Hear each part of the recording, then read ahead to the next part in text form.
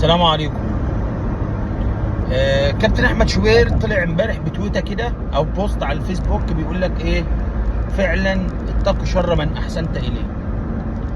كابتن شوبير تقريبا في حد علم عليه في حاجه، فعشان كده طالع زعلان قوي وبيقول الحكمه دي وبيحاول ان هو يعني يوصل رساله لحد معين كان ليه جميل عنده او الكلام ده. فمعلش يا كابتن شوبير، احنا بنعتذر لك والله وبنتاسف لك. معلش، ازاي ان حد مثلا يطلع ويتهكم ويقول مين ابن شوبير اللي اسمه محمد شوبير ده اللي بينضم للجهاز الفني لفريق 2007 بتاع وائل رياض.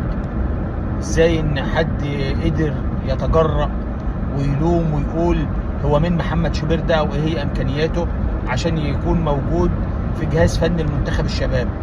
نفس الشيء، نفس الشخص برضو اللي انت بتقول اتقي شر من احسنت اليه، هو اللي برضو كان للاسف يا كابتن شوبير بيجي على الاستاذ مصطفى اوفه وبيلوم وبيعتب على الكابتن حسام حسن ان هو ازاي حارس مرمى ما وقفش الا ماتش واحد او ماتشين في 10 ماتشات في الدوري وبيقعد احتياطي وتلعبه في مباراه حسم حتى لو من باب التكريم على حساب لاعب اسمه محمد صبحي وقف لنادي غلبان اسمه نادي الزمالك، هو الحارس الاول عنده 5 ماتشات كلين شيت.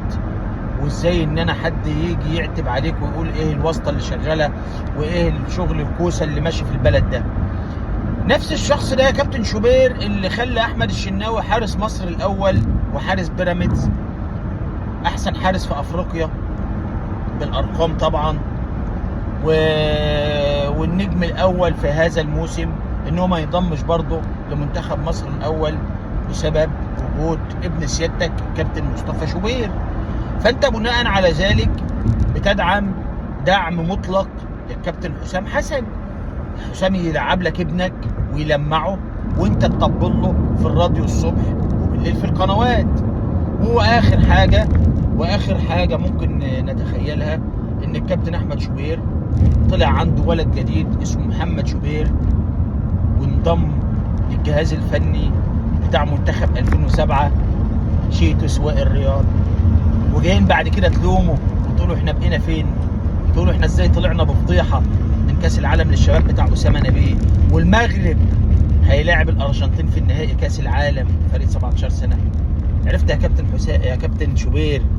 انت المفروض كلمه او مقوله اتقي شر من احسنت اليه تطلع فيك انت، لان انت انسان غير امين وغير اهل للثقه ومشاها بالرشوه وبالمحسوبيه. صباح الفل يا شوبير.